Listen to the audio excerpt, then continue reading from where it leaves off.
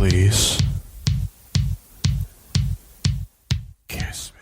Greetings and salutations. This is Cage's Kiss, the ultimate Cage cast, where we discuss each of the National Treasure's cinematic masterpieces in his life. We also try to glean whatever kernels of wisdom we can from his character this week, and I would be the King, or Adrian. I'm Linda Castro, or the Cheese. And I am Big Chief, or Donnie. How, Big Chief Donnie? How do you do?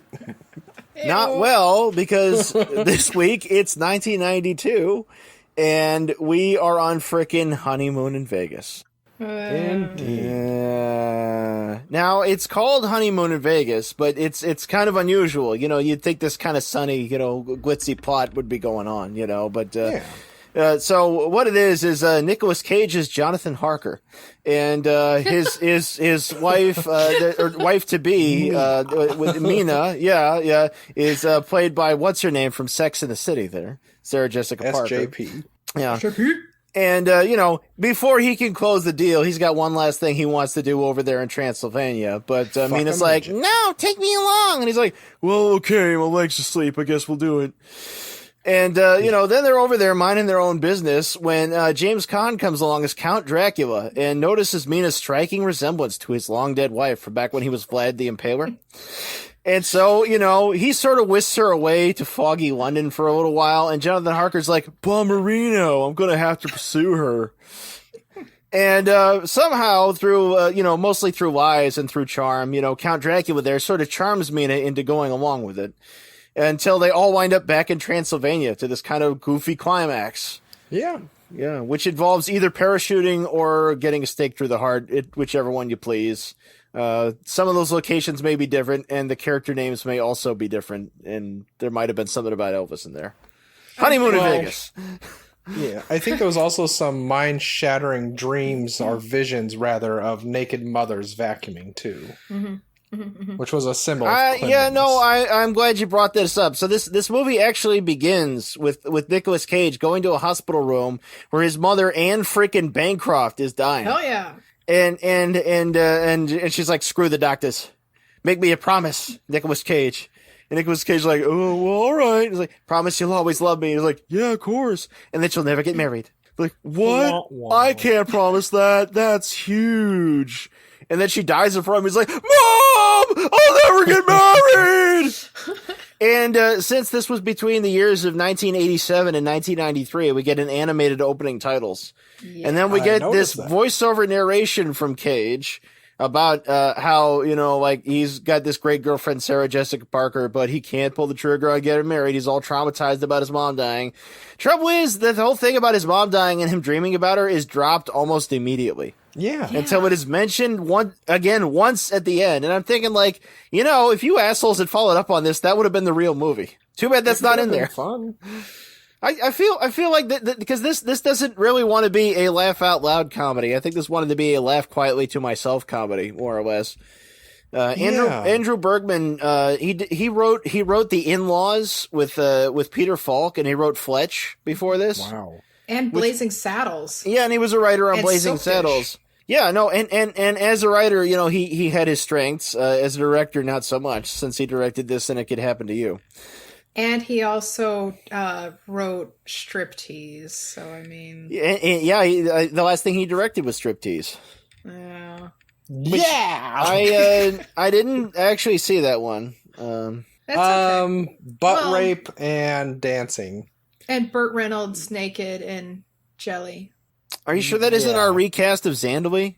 It had to come from somewhere. Yeah. Oh my god. And all right. So did Burt. Little conflicted. Okay.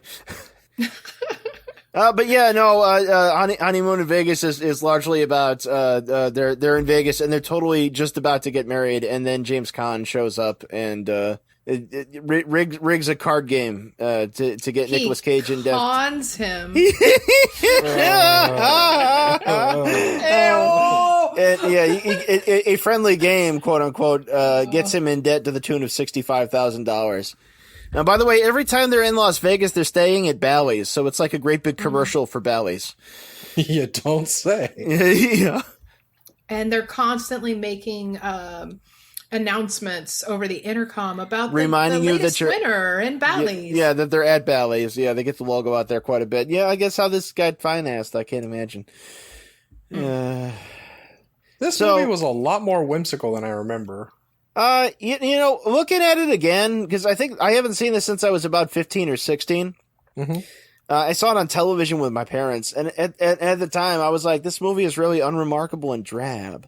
Like, why did this movie happen? And looking at it again, it's still unremarkable and drab, but I'm noticing more like about how Cage attempted to infuse his part with some life. And like pretty much any moment that's worth remembering from this film is just something he's doing there.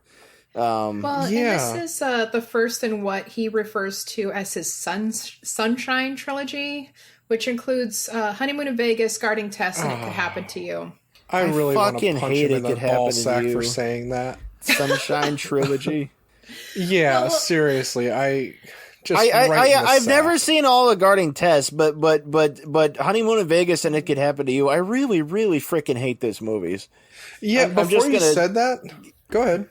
No, I just had to get that out there. This may be divisive. Although on Rotten Tomatoes, if that's a measure of anything, the critics gave this about 61%. The audiences give it about 32%.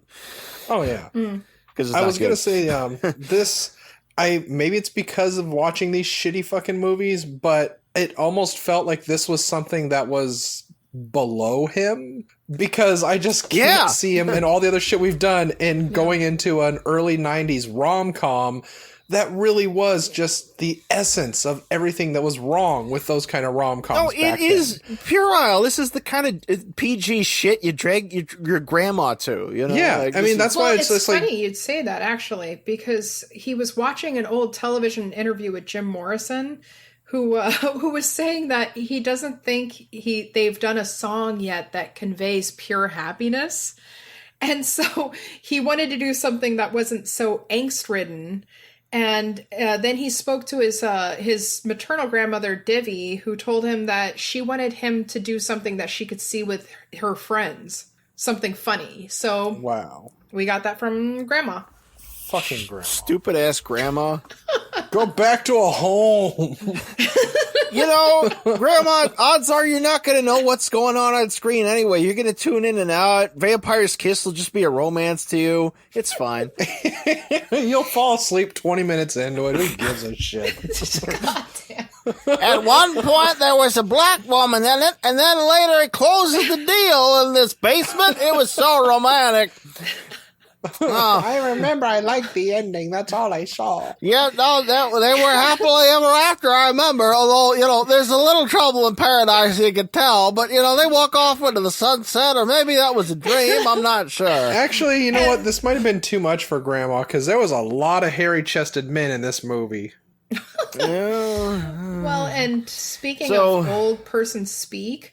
that there's in the scene where they're in the hotel room playing the poker game where he loses $65,000 to which is the worst scene in the movie. There's an Asian Elvis impersonator. There is, and they keep pointing it out. But he is credited in, at least in IMDb and in the movie, as Oriental Elvis. So, well, if that doesn't that's not really the old timey racist term. If you want to go real, like 1915 old timey, use the term Asiatic. I just I got a little kick out of that. Like, oh, well, no, that's what they put him online because in the credits to the film, he's actually given a name. Oh no! I think James Caan does say his character name once. I think, yeah. But you know, like a lot of the character names are not used. But like I looked at the credits and it's like Seymour Cassell's in that scene, and his name's like Joey Cataract or something like that. You know? Yeah. And then there's James Caan's fat Goomba pal who's always with him. His name's Johnny Sandwich, and I'm like. This is the level we're stupid to here. This was written by a kindergartner. And there's a fat guy named Sandwich because he's fat. Oh, and it was also featuring when James Caan and Sarah Jessica Parker's characters are talking it over and discussing like what's going to happen. There's a bunch of Elvis impersonators on stage singing, and at one point, you get to see a little kid. God. That's Yeah, the no, Elvis I know. Don't Sinking even kid. say it. God damn it. No, he's had It enough was Bruno fame. Mars. God damn it, this little bastard. He was cute though. He was No. We're not going to that goddamn level with little kid Elvis I impersonators. don't mean to overstep anyone, but the Asian Elvis you mentioned, do you know who he is? I know I've seen him in other things. Yeah, he was in Crank, but more There were a lot of noticeably, cast me and Linda members. would know him from Deadwood as Mr. Wu. But his name in the movie yeah, was Mr. Eddie Wu. Wong. Oh, there you go. Oh. Do we know what the actor's name was, though? Yeah, it's Kyeon Young. There you go. In case I'm not pronouncing it, I'm very white. That's okay. We're in Washington. Yay! But it also had Pat Morita. Yes. Yeah, no. Let me. There's a lot of cast. I mean, Tony Shalhoub's in there. Yes. There's Oh, yeah. lots of cast members. But let me. We're still in early days here. Let me get on You've some of only these here unpacked the underwear and factoids. socks. We need to get to the shorts and shirt. Right? Yeah. And the thong. Yeah.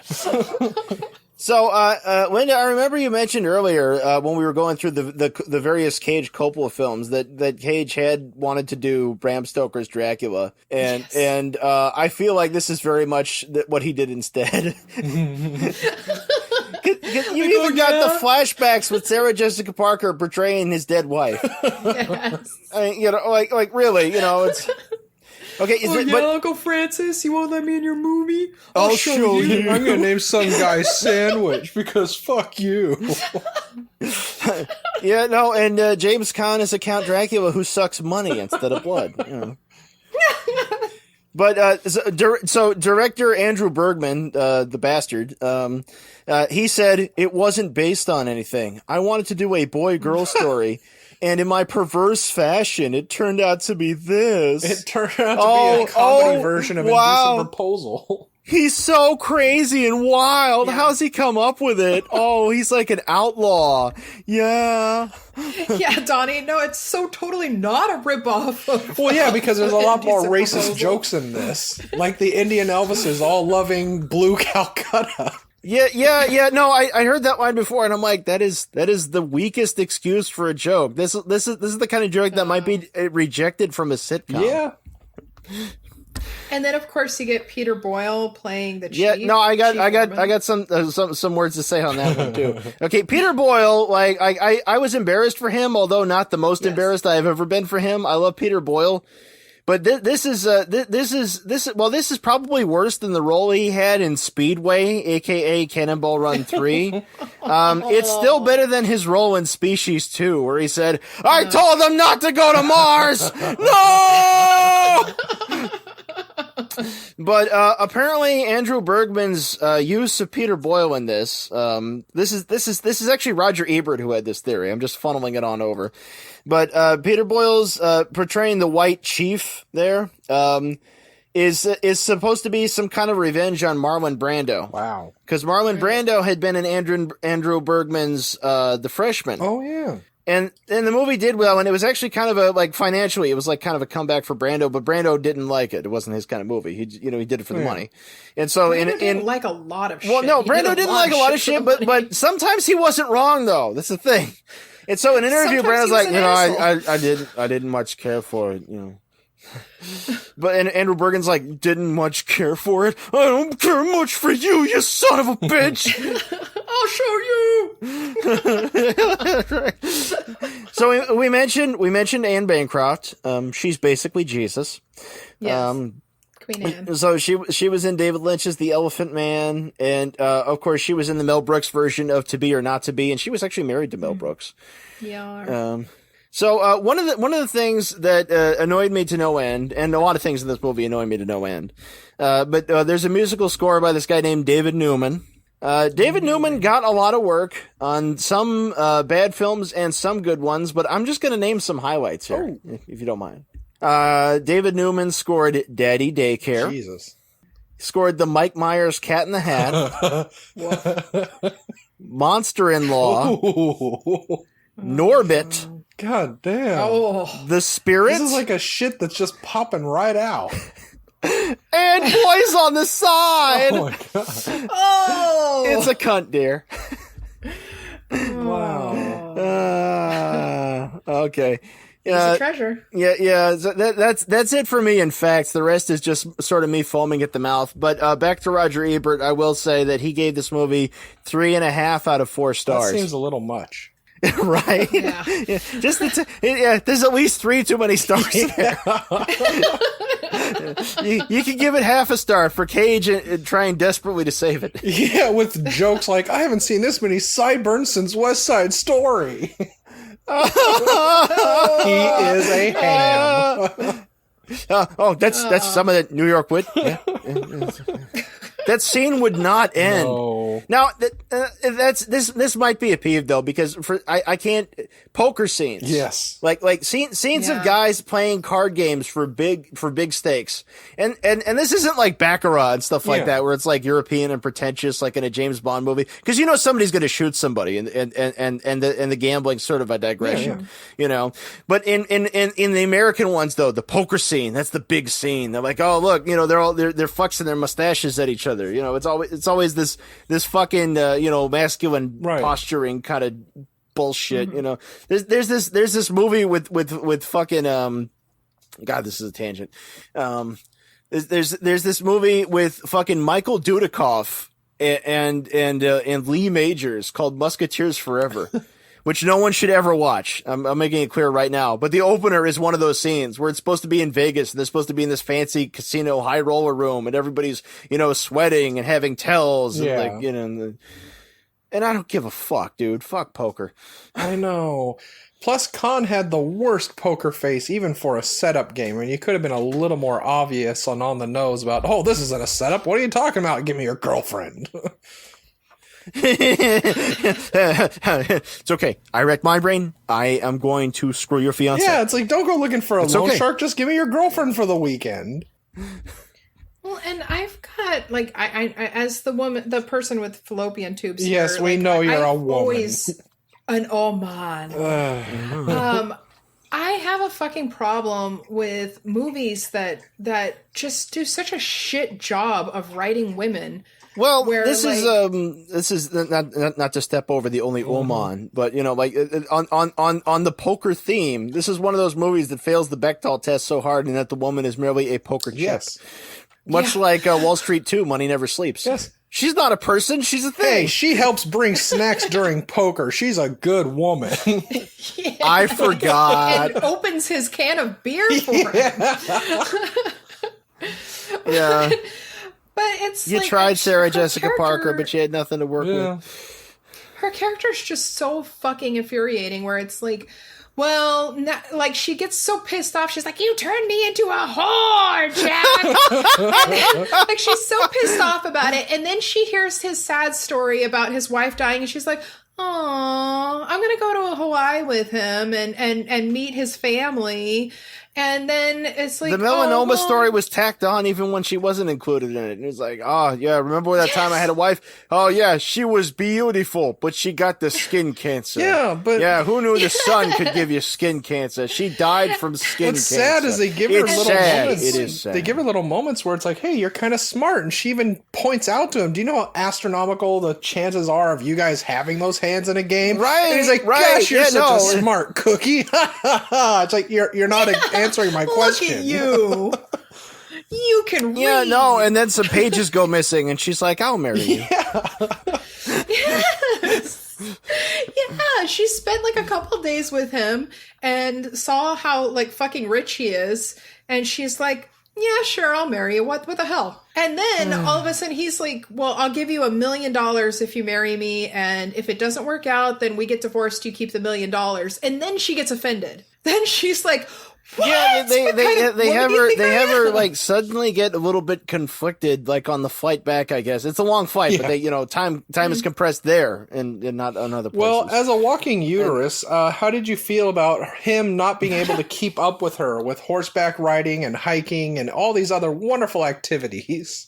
Oh, well, I think that was just a play on their fucking age. Well, yeah, and the fact he can't handle the woman he wants to difference. marry, and then he would just end up neglecting. They got that gag where they're walking around and he like falls out of frame, and it's all like, oh look, it's like a cartoon. He. They're so cute together. He gave her a Hawaiian flower. Yeah. Are we still unpacking this thing? Well. The whole Hawaii thing, by the way, is almost half Hawaii. I hate this movie. I mean, it just goes nowhere. No love for Hawaii. Well, yeah.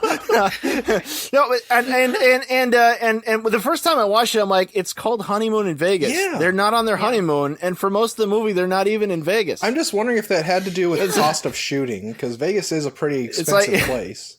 But Hawaii, though, I know, because Like in one scene, he will be in I don't know where the hell it is. I guess it's New York. Yeah. And then they're in then they're all of a sudden in Vegas, and he can barely afford the suite that he gets, but somehow he can afford to go to Hawaii. Yes. They could have made that into its own gag, but this thing is barking up the wrong trees for its comedic sources. But the reason I think the Hawaii thing happened, the first time I saw this, I was just seething. I couldn't even think. But looking at it again, it's like wait, all the locations tie into the Elvis theme, because Elvis did Viva Las Vegas and he did Blue Hawaii. And then I was thinking, but Elvis also did Fun in Acapulco. Sure. Just go to Mexico, it's better than Hawaii. Well, they were saving that one for Fools Rush In.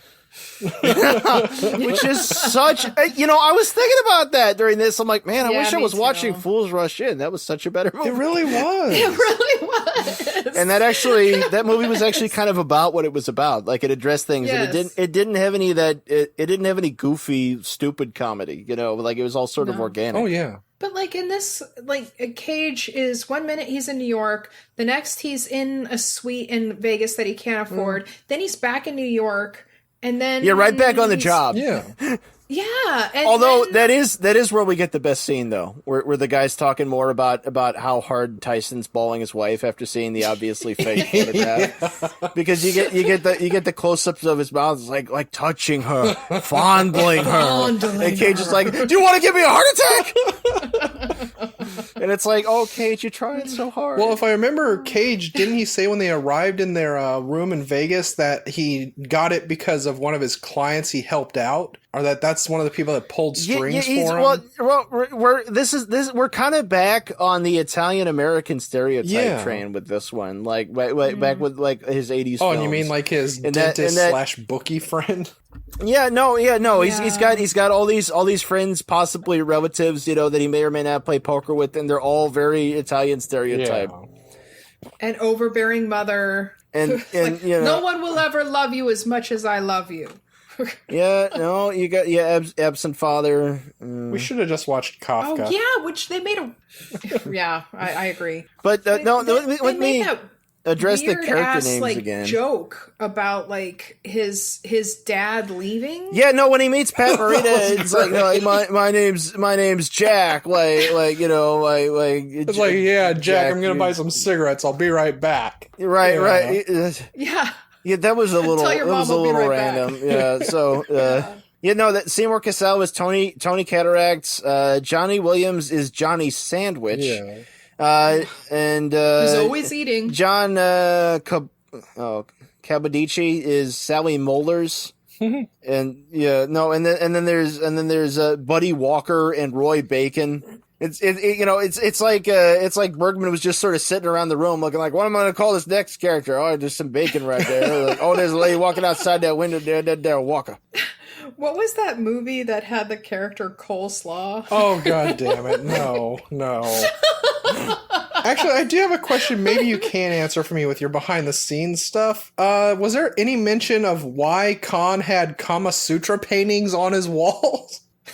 I couldn't help notice that. I could not find a lot of information on this movie. Oddly enough, the biggest amount of information on this is literally just the reviews on Rotten Tomatoes. That's about all that's out there. Yeah, no, we have a record that this movie exists. Well, I found a lot of stuff. I think a lot of people just see it and forget it. It's a mind eraser. Yeah. You know, like we're sort of punishing ourselves yet again. It's a popcorn thing. You just eat your popcorn, get out. Oh, what were you saying, Linda? I found a lot of quotes and stuff from both Andrew Bergman and Sarah Jessica Parker. Oh yeah, what did she have to say about it? I was hoping to find something. I found sort of an explanation, by the way, for James Caan was in this and a lot of the bad like late 80s, early 90s. What did she have, and how much of it did she have? Right. Well, actually, this was her first leading role. So, I mean, after girls just want to have fun. Of course she's going to jump at it. And, she did well with it. I mean, the shit sandwich that she was given, like, I think she did great. Speaking of Sarah Jessica Parker, I found out what went wrong with Striking Distance. Mm-hmm. Yeah, no, it was actually... Care to share your thesis? It was all Bruce Willis, it turns out. No, he basically took over the entire production and dictated rewrites. Oh, that Bruce Willis. In an interview, he later complained that it sucked, like it wasn't his fault. It was entirely his fault. It was another Hudson Hawk. Sorry, keep talking. So she said, when she was talking about it, she said... quote, "It was my big chance and Nick knew it and helped. He was very generous. He was a lovely guy. He really wanted everyone to have a good time as well as work hard. I was very intimidated at the prospect of working with him because I had made all these assumptions about him based on his work. I thought he was going to be very odd and inaccessible, but I found that he was really warm and funny and easy to work with. You don't understand where he comes from because when you meet him, he's a fairly normal person. He was extraordinary in ordinary circumstances." Okay. So, yeah. And she also said that he's very secure in his sexuality and manliness. So good to know. And she doesn't think he has anything to prove as a man. When he and James Caan and Peter Boyle got in that hot tub later, it wasn't gay. Yeah, I was gonna say the whole ball fondling scene in the hot tub, that was kind of cool. But yeah, it went there.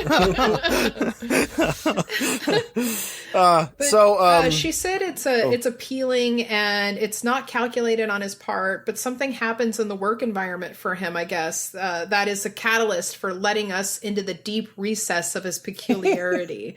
After the action, that's when you get the raving lunatic. Once you're in the cage. I hope someone explained to you in advance about my peculiarity.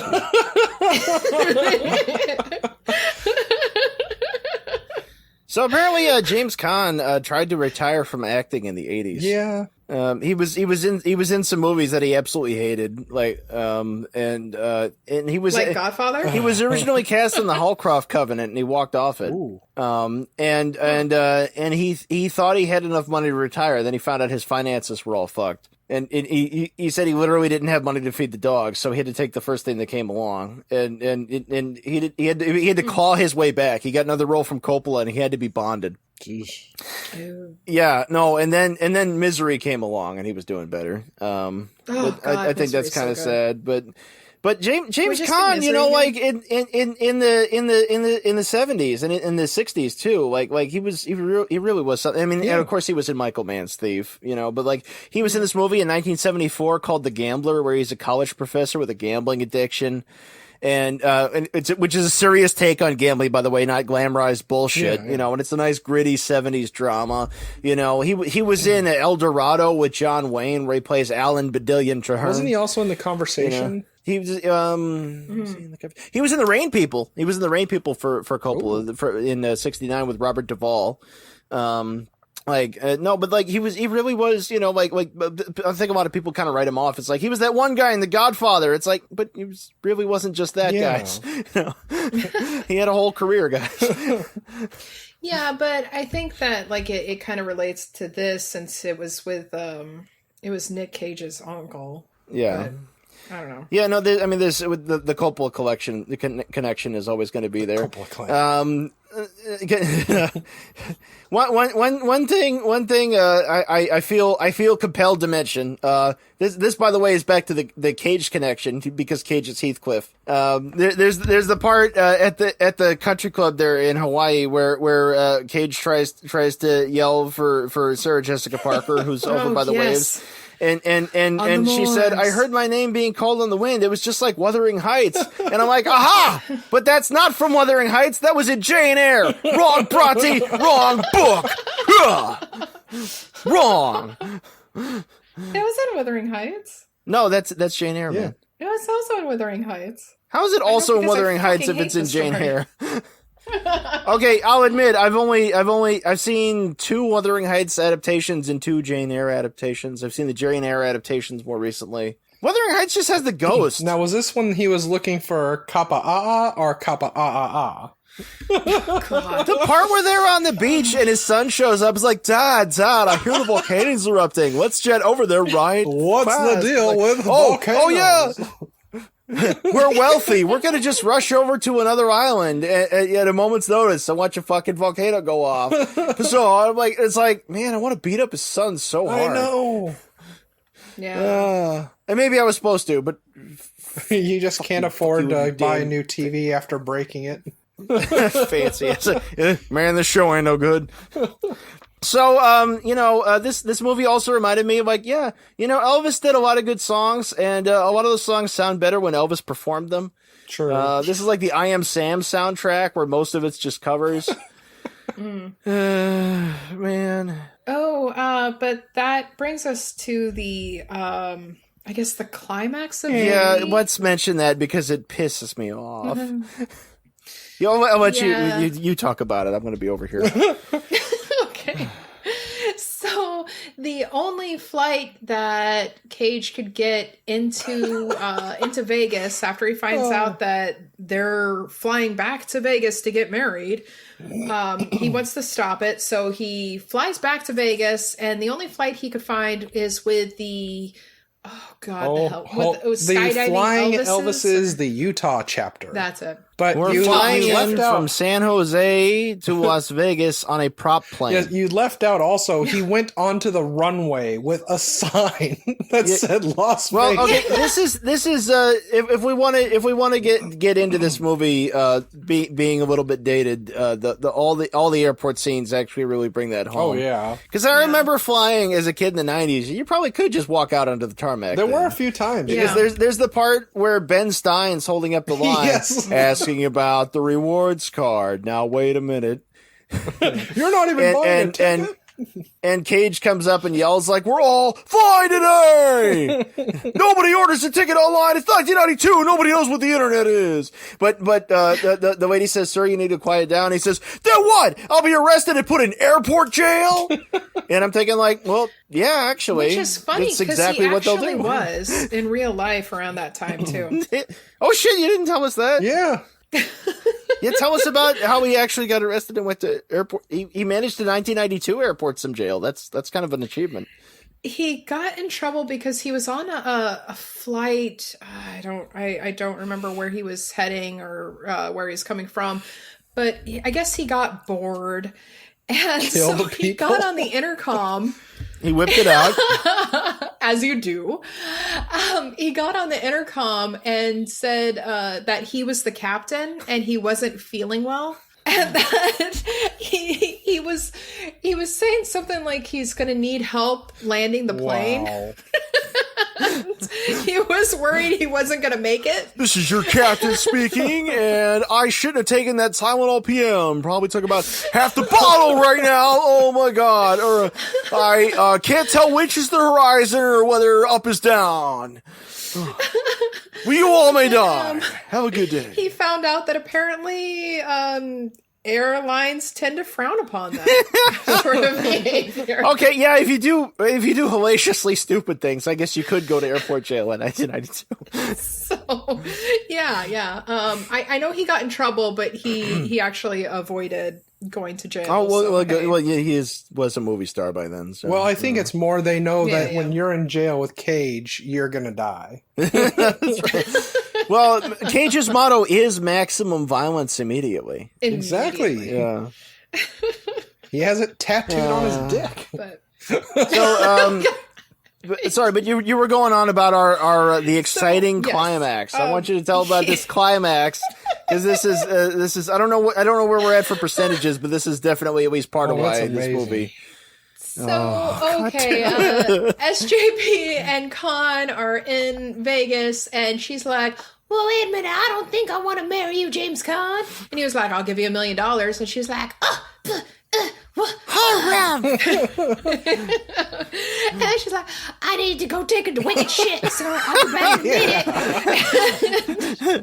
minute. And she runs away and dresses up as a showgirl. A showgirl. It's the Cotton Club all over It again. is. Yes. And she gets away.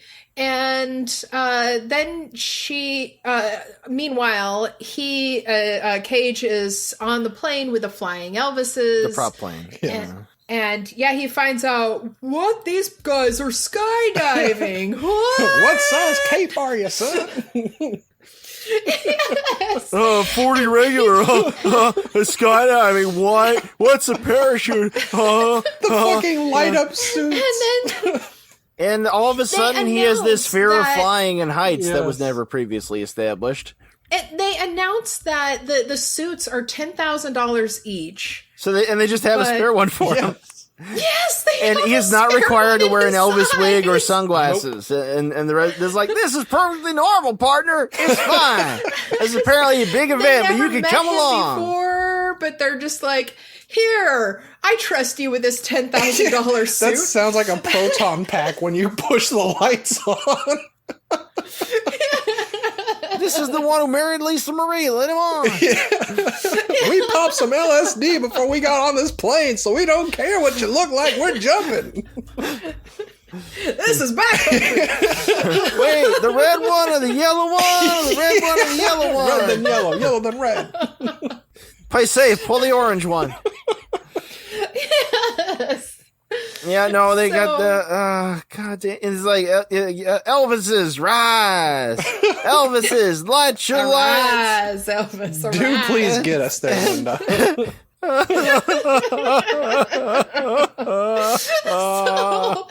So they make the jump, and somebody gave the announcer his name as the new Elvis On his way down. And what it just occurred to me, what the fuck were these guys doing? And so they're the Utah chapter. How did shouldn't they have been flying from Utah? Somewhere from Nevada. You would have imagined. And, they don't have airports in Utah. Yeah, or that's anal true. sex. But do continue. And so he jumps out, and he even though he pulls both the right string and the emergency string, he somehow lives and makes it onto the target. They're also those parasail parachutes too. So like do those even work the same? Yeah, apparently. And the announcer somehow has his name as the new addition to the group. And Sarah Jessica Parker's character, was it Betsy? Yeah, it's Betsy. Overhears that and goes, oh man, that's my man. Is that my can? from the sky? And so she makes it over to him, and She manages just to shoulder her way past security. As you do. Yes. And James Caan, who has been built to look like this badass motherfucker you don't want to fuck with, who always gets his way, who seems to maybe have mafia ties, he sees that Nick Cage jumped out of a plane for her, and he says, that's it, it's all over. And he just kind of slinks off. Fucking what? It's like, With his friend Johnny Sandwich. He's like, it's over. He jumped out of a plane. What? Boss, I didn't see what was going on. I am confused and hungry. Go set up a game. I will get food, for my name is Johnny Sandwich, and that is my only interest in life. And then Cage says that he had a dream of his mother naked again, but this time his mother said that she was happy for him getting married or something. Yeah, she smiled. It was a sign. yeah. Yeah, so Just cut in that now. one part from Fiddler on the Roof and make it all better. Yeah. You must have heard wrong, Grandma. There's no tailor. Tradition. God damn it. No. So they get married. Yeah. He gets married. They get married in the chapel with the Elvises there. The sad Elvises. Yes, with the Elvises there, and she's dressed in her showgirl costume, and Yes, no, never. That god awful music while they're parachuting and the exaggerated sound effects. Like every time they flip on the lights for their Elvis suits, it makes this bling bling noise. And don't forget the Elvises light and your fires. Yeah, no, and then there's those really done in the studio shots of them on the way down with the other Elvis next to him, and the guy opens his chute and gets pulled out of shot, and there's a pachoo sound. And the entire the head Elvis, Roy Bacon, has that awesome line with well, as the king always said, there's nothing in this world foolproof other than a Coupe de Ville and hookers. So I think that's your wisdom. I was going to say either that or Pat Morita saying to always have the good words come out of your mouth. And always have the good words come out of your mouth. Yeah. True. Poor Pat Morita. I mean, the Karate Kid series was over. Yeah. You know, he did a movie set in Detroit with frickin' Jay Leno called Collision Course. Oh, that's right. Where there's a stolen there's industrial espionage. There's a stolen part, and Pat Morita is a Japanese cop who is sent to retrieve it, and they're in Detroit where everybody hates the Japanese. Yeah. It's this late 80s, early 90s buddy cop thing, and it's actually pretty good. It has Tom Noonan as the big heavy in that one.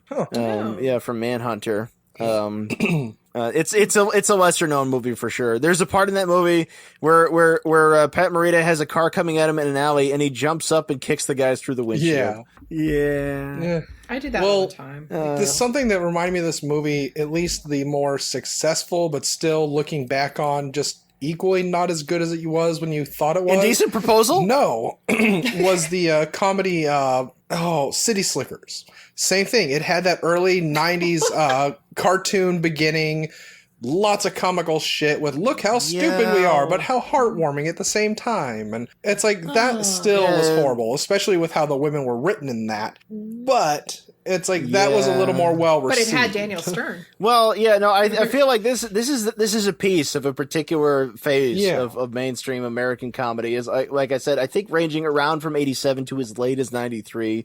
Movies like Honey, I Shrunk the Kids had that. Well, Man Trouble with Jack Nicholson and Ellen Barkin had that. You know, there was that movie. There was that movie Loverboy where McDreamy is the pizza delivery gigolo with anchovies. Yeah, the fucking and License to Kill. It's funny too. because like they were and License to Kill. Or if Looks Could Kill. Sorry, but they were continue. I was gonna say like wait. With a license to kill. Agent I'll go it straight for you. I don't want to have to pay for the rights. Please don't. We'd have to do it well for them to sue us. Yeah. It's us. We're not in danger. It's already us. You're the devil in disguise. Oh, yes, you are. Well, the devil in disguise. The Andrew Bergman said that Nick wasn't exactly what he was picturing for this movie. Yeah. And of course, like this is coming off of like stuff like Wild at Heart and Vampire's Kiss and a bunch of like wacky maybe that explains some Cage things. shit. Honestly, when this movie began, I thought this was just Nick Cage in real life, just putting on obviously fake mustaches, watching people. Meet Saboza. I sell you watch, no? Hey, I wear jogging suit. I'm not taking your picture. I just like to observe life. Don't mind me. Boobity. But he's the quote, Nick wasn't exactly what I had pictured for it, but he had a passion about it. He came in and he read and he was this guy. I was surprised when he first presented himself for the role because it seemed odd. He had done such odd things, but he read and he was sensational. Wait a minute. That's another thing though. Mm-hmm. It's like you get you just mentioned the mustache thing, like him being a PI. That just like the narration, that is completely lost after the beginning. Yeah, like he never displays any PI skills or anything like that. Like this should have been him being like, "Oh wait, I'm a PI," and him using that to like get out of the situation. Well, even then, now that you mention it, because like he should have been able to find Tommy. Yeah. What the fuck's his no, name? yeah, because he's calling an operator being like, there are sections of Kauai? Yeah. Well, even then, they don't really specifically say he's a PI, just imply it because he says he just follows people around that believe their spouses are cheating on them. Right, he's like the kind that just gets the pictures, but like, that's still, he's still technically a brother Seamus there. He's still a and dick. still, like Linda was pointing out too, it's the fact he can't pay back the money that he owes the guy, but he can fly to and from fucking Hawaii twice and then go back to Vegas. It's like, okay, the money's got to be coming somewhere, unless he's just sucking dick on the corner. Yes, I think we might be facing another era's thing, and that poverty looks a lot different now. Yeah, true. True. And then I'm wondering how she magically got the time off from being a teacher to go on all these adventures. All her kids, their fathers vacated, and all of a sudden their mothers didn't take them anymore. Child support. Well, also, why would they just... Well, if they had a suit made for Cage that was perfectly suited for him, I guess it was the same thing with any woman can run into a changing room full of showgirls and then suddenly dress up like them and get makeup. That's the thing, though. It's like, if this had been a comedy that was doing its job properly, if they had raised that level of madcap, then we wouldn't even be raising these questions. Yeah, well, then I have to raise you a question. Would you have actually enjoyed it more, you think, if they had used more of his PI thing, like him snooping around in obvious fake costumes, or even like Beverly Hills Ninja type shit? I'm feeling like they use it. He was a character for whom they gave two things at the beginning, and I'm just mad that neither of those things are there at the end. It would either have been a thing about him, like I feel like if this had been an 80s comedy, actually, he would have had like a Sam Spade obsession or something. Oh, yeah, that, definitely. And he would have become equal to it towards the end, to get back the woman he loved, or, you just have a thing where it's like, yeah, he's not much of a detective, and it's, but the real story would be about him getting over his neurosis. The gambler would be more of a distraction, like a smaller hurdle, and wouldn't do things like have Goombas or whisk her away to Hawaii, and that way you'd have a comedy that was about like, a little bit more about characters. Well, it would have helped to have a little... Right, there's no hero's journey. No. It's just like all of a sudden, like no character development. It's just all of a sudden like, oh, I had a dream and my mom's cool. Yeah, and she said, you jumped out of a plane for me. And it's like, well, what wasn't he doing before? It's like, there's something missing. He was jostling or whatever they called it. Yeah, Jocelyn. It's also so nonchalant. I mean, like you said, if they had built up like the bookie knowing this guy's name, but not saying specifically what he did, and everyone just acting like, oh my god, he's so powerful. Apparently, he can call an airline and cancel an entire fucking flight. But at the same time, it's like just reaches out his hand. It's like okay, so the ending. He's like, yeah, so what? She wouldn't forcibly marry me. So what? He won't pay me $65,000. Fuck it, let them do their thing. Well, no, it's like that's the thing. This is fucking Dracula. So that means the burden is on James Caan to be bigger than he is. No, the burden now is on Sarah Jessica Parker. It's like her nightmares just begun. They would have to make her into anything more than what she was, because like they got her. She's like, well, it turns out that your whole reason for getting me here was like staged with this fake card game, and I should be really creeped out, but I do want to get married really hard. And James Caan's like, if just give me a minute, I'm just gonna slow motion kiss you, and you could just kind of stop. You could stop me anytime. Yeah. And look, it happened. I don't think it was wrong.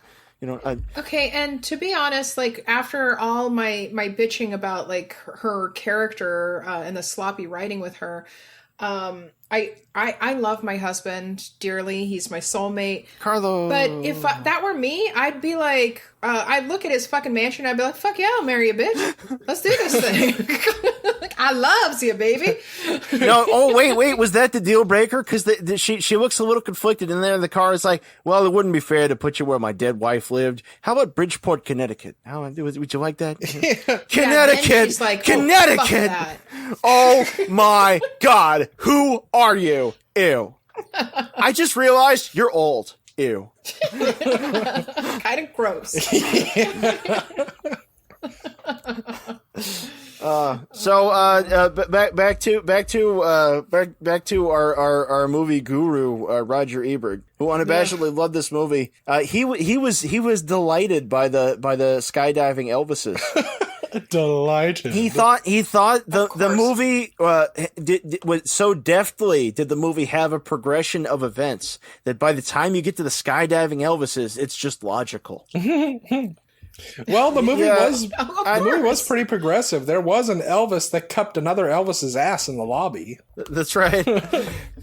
So we got that going for us. I feel like the entire Elvis impersonator sub theme there is a thing that Roger Ebert himself referred to at another time as joking the joke. Yeah. By not actually having a joke, but presenting something that's kind of goofy and be like, oh, look, see that guy has a small hat and a funny car. It's funny. Yeah.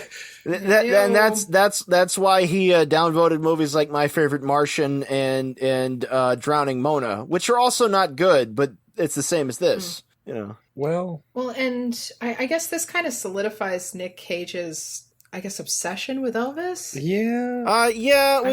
We've had it come in a few forms. Yeah, I would have said him solidifying his obsession with Elvis was marrying his daughter, but yeah. But that's not yet. That is a story for another time. That's the future. That's a future Tales from the Cage.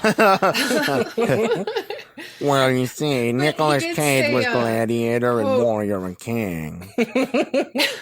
He said, quote, I like what Elvis turned into physically. I know that he probably wasn't feeling well, but he became really, really big.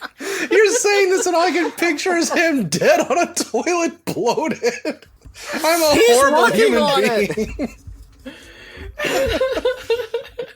He said, one night I was watching the documentary This Is Elvis, and by the time we got to him doing karate in a jumpsuit, I was just howling on the floor at the tragedy and absurdity of the situation. And that's when I knew I loved Elvis. I was watching the documentary Bubba Hotep. It was filmed in real time. That's what I was going to say. Oh, sweet Jesus. And then he met his cousin who was his identical twin. and he raced cars and do we even want to try and he did equate him. He did equate him to King Lear. He said he was the hot rebel in the 50s, an icon, and he was King Lear and the buffoon at the end. I felt his career was the ultimate myth. Do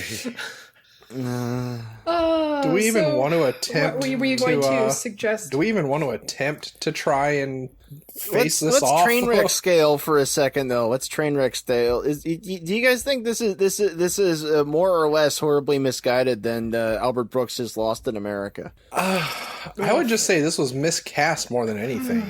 Yeah, none of these people belong. No, they didn't. I don't know. I didn't mind Sarah Jessica Parker. It maybe like I don't mind her as an actress, but I feel like even she is slumming here. Yeah, I mean, even for like a leading role part. I realize that it's an early leading role from her, and the movie did kind of make money. Like I think it cost $25 million and made like 30. Well, yeah, because I was gonna say earlier, it squeaked by. Me and Linda saw this in theaters when it came out because it was like a big Jesus thing. Christ! Yeah. No, I do remember. I remember from when it was advertised, and I remember thinking like skydiving Elvises. That movie sounds stupid. I like the Beatles. You know? I think that was us too. Yeah. And then years later, I saw it on TV with my parents, and I'm like, "This is terrible. There's no excuse for this." But and I didn't even have standards yet. Go ahead, Linda. Do you guys feel ready for Face I was gonna say earlier. Well, I'll let you start. Maybe you inspire me. Yeah, I was gonna say earlier. I really didn't think I would want to do this, but now I'm kind of thinking if you replaced Caan with Michael Keaton and replaced Cage with like Val Kilmer, it may have been something amazing. You know what? That might be appropriate. Yeah. I'm going to need a couple That's of oddly prophetic right there. Wow. It's like at least then you can understand her falling for fucking Michael Keaton. Fuck yeah. Well, I was thinking of casting choices though, and the fact that even though James Caan is a good actor and he's been good in comedy at various times, I was actually thinking about Mad Dog Glory, where Bill Murray did a turn as like kind of a heavy guy, and I thought like maybe that would have been it, like have kind of like a subtle, like, you know, different kind of brow comedy. I would take Bill Murray if it was Bill Murray and Kingpin, complete with the hair. But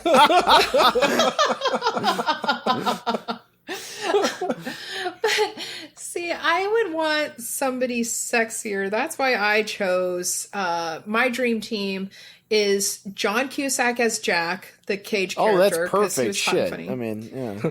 Wonderful. And then, okay, now this is, I think, I'm really proud of this one. As we're way Betsy, better at this than Mike Fenton is. I'd like to think so. As the Betsy character for Sarah Jessica Parker, I would say Gina motherfucking Davis.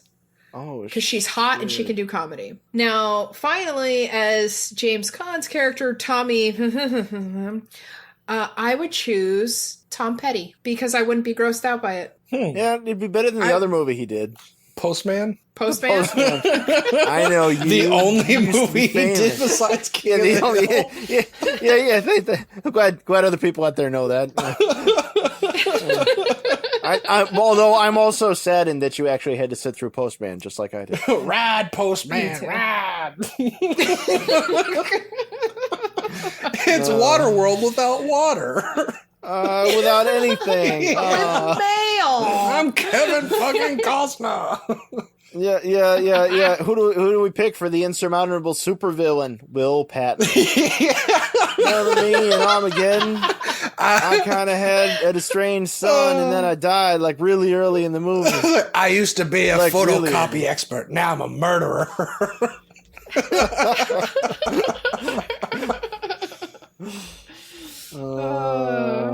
So, did you guys find any cagey wisdom in this? Halea Hukalani? Mekaleka hi, Meka hidey ho. No marriage is worth all this? Know all the words to every song in South Pacific, and you'll be able to get out of any situation. That's true. The chief was getting into that. So, wait, that's another question. Was Peter Boyle's character supposed to be a white guy obsessed with thinking that he was a chief, or was he really supposed to be? Or was it just a playoff of Joe versus the Volcano? Oh, we keep coming back to that. That movie's so much better than I know. You can do an entire year of a podcast just dissecting it and getting into it. Man. So maybe instead of Bad Lieutenant, we do Victoria Tennant. Joe versus the Volcano. Yeah, next week we're watching Joe versus the Volcano.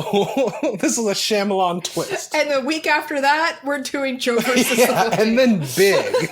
We're doing that for Christmas. And for things that are better than the movies that we watched, I did watch some more Renegade. Ooh, Renegade.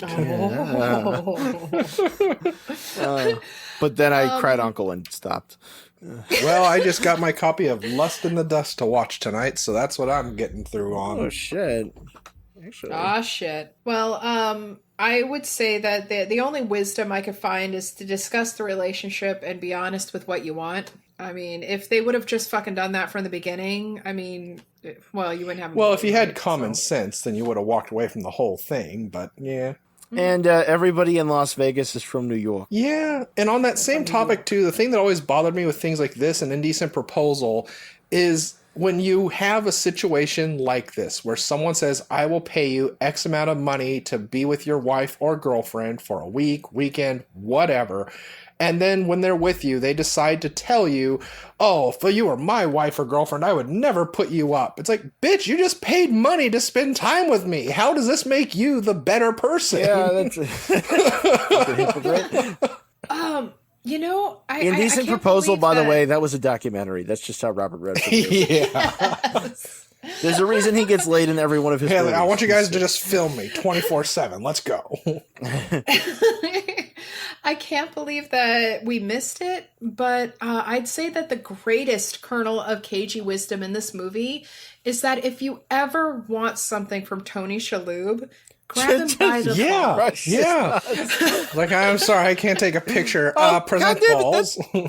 That's another thing, by the way, is that James Caan shows up at this casino and just insults and intimidates all the staff members immediately. And it's like, how come you even have a swimming pool? The sun's out. The sun could kill you. It's like, you're fucking with me, right, sir? My name's Gary. Speaking... And in Roger Ebert's review, it's like, yeah, James Caan was such a nice guy. Why'd he turn creepy at the end? It's like, he was creepy the whole time. What were you getting, popcorn, you fat bastard? Well, speaking of creepiness, and also when you mentioned Honey, I Shrunk the Kids, that reminded me of Stuart Gordon almost directing that.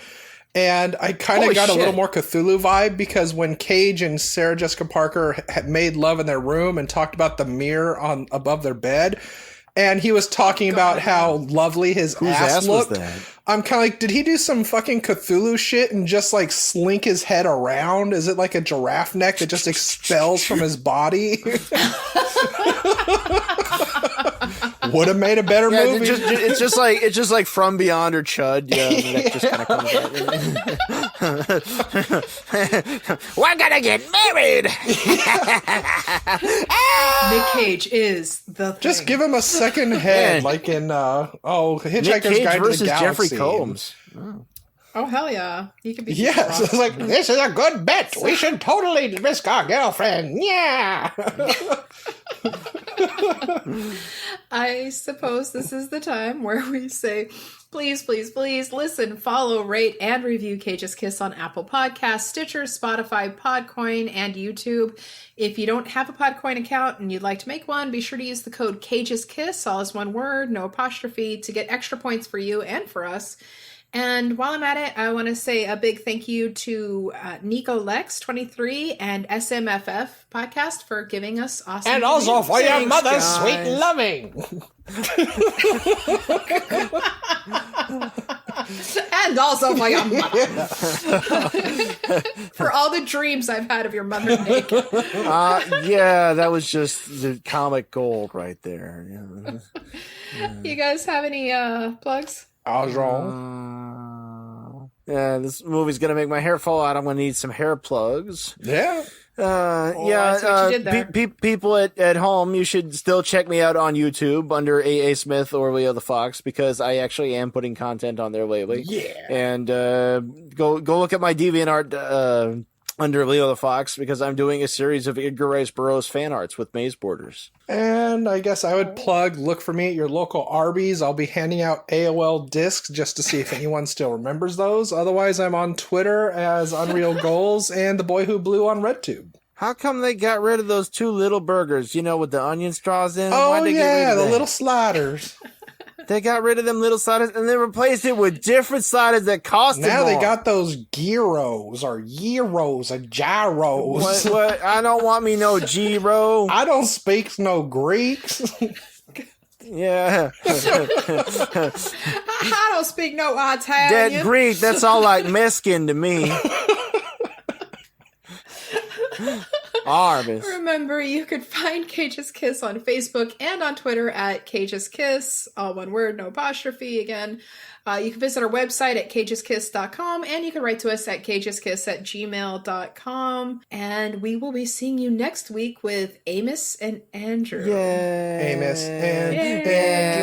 Amos and Andrew show. Amos and... Oh, wait, no. Amos and Andrew. It's a movie you might You brought me to watch, Las Vegas and you but turned me into a whore! Wise men say It took a day to turn Linda into a whore. I heard She-Hulk. She'll learn some tricks some more. James Caan, you know where I'm at. Cage has left the building. Peach.